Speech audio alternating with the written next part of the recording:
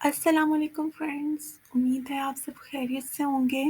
तो आज से हम स्टार्ट करने वाले हैं unit number 1 fundamentals of chemistry.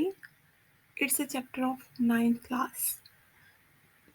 So let's start.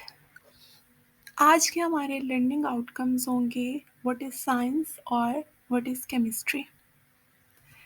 उम्मीद है आपको ऑलरेडी पता होगा इसका, क्योंकि बच्चे स्टार्ट से साइंस सब्जेक्ट पढ़ते आ रहे हैं, तो उन्हें कम से कम इसके बारे में आई थिंक हर किसी को थोड़ा-सा मतलब नॉलेज होता है। हर किसी को अपने हिसाब से इसकी डेफ़िनेशन के बारे में मालूम होता है। तो मैं आपको सबसे पहले इसका थोड़ा-सा इंट्रो देना चाहूँगी कि साइंस वर्ड है, ये लैटिन लैंग्वेज का वर्ड है और वो वर्ड है साइंशिया, वहाँ से निकला है ये।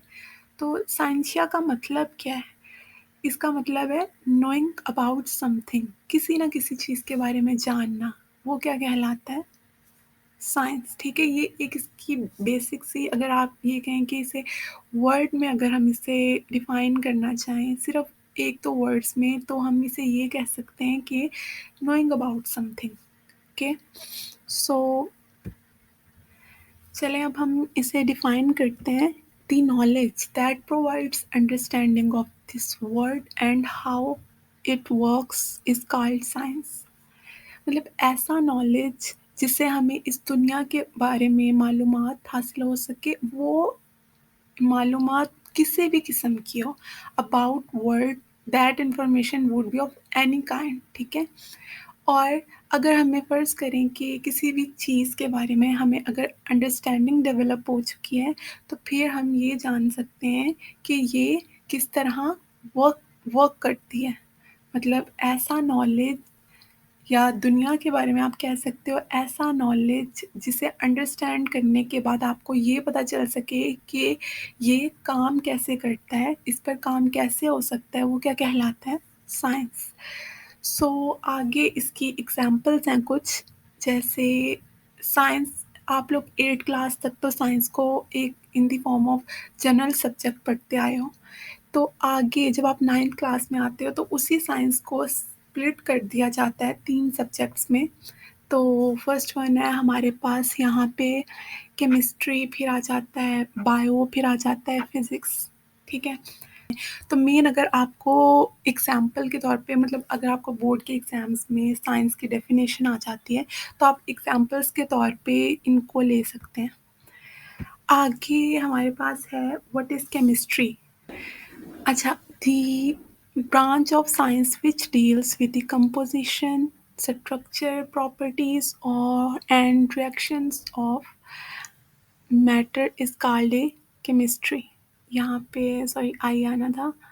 अच्छा, मतलब केमिस्ट्री जो है ये साइंस की ऐसी ब्रांच है जिसमें क्या-क्या स्टडी किया जा सकता है उसकी, किसी भी मैटर की। अच्छा, मैटर को आप इन द फॉर्म ऑफ फ़िलहाल सब्सटेंस रखें, सब्सटेंस समझ लें किसी को। आगे जब हम फर्दर स्टडी करेंगे तो इसका बाकायदा एक टॉपिक आएगा, तो उसमें हम मैटर को अच्छे से एक्सप्लेन करेंगे।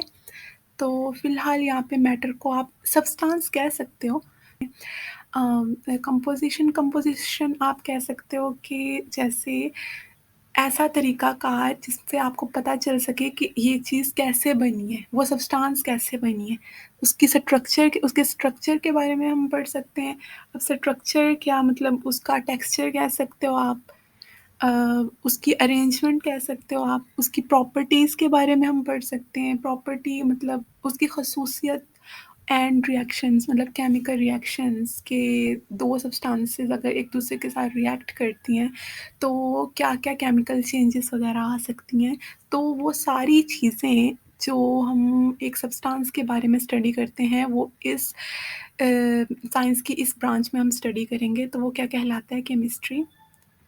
आगे इसकी एग्ज़ाम्पल्स में आप देख सकते हैं कि डिस्कलरेशन ऑफ लीव्स आ जाता है केमिस्ट्री की एग्ज़ाम्पल में, फूड डाइजेशन आ जाता है, कॉमन साल्ट जो कि सोडियम क्लोराइड भी इसे कहते हैं in the language of chemistry, और टीयर्स व्हाइल चॉपिंग अनियंस, ये सारी इसकी एग्ज़ाम्पल्स में आ जाता है।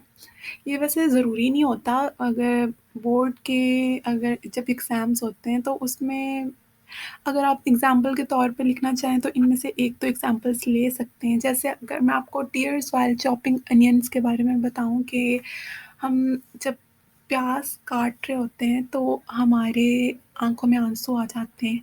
तो इसका क्या क्या मतलब इसकी वजह होती है? हमारी बॉडी में हम वो पाए जाते हैं ग्लैंड्स जिन्हें कहा जाता है टीयर ग्लैंड्स।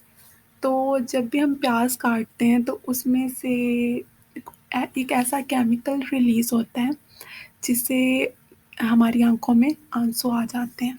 और discoloration of leaves chemical reaction करके हम पता लगा सकते हैं, मतलब अव्वल तो ये हमें वैसे देखने से भी पता चल जाता है कि जब तो पत्ता हरा-भरा है, तो ठीक है उसकी लाइफ सेट है, परफेक्ट है। और जब वो येलोइश कलर आने लग जाता है तो इसका क्या मतलब होता है कि उसके अंदर जो पाया जाने वाला जो क्लोरोफिल है वो मतलब उसका डेड टाइम करीब है, वो ख़त्म हो रहा है उसमें से, तो वो पत्ता क्या होने लग जाता है, पीला होने लग जाता है, उसका लाइफ टाइम जो होता है वो ख़त्म हो जाता है, ठीक है। ऐसे ही फूड डाइजेशन के दौरान हमारे अंदर कौन-कौन से केमिकल रिएक्शंस होते हैं, कौन और कॉमन साल्ट एक मतलब टेबल साल्ट कहते हैं जो हम नॉर्मल नमक जो यूज़ करते हैं घर में, उसी को हम कॉमन साल्ट कहते हैं।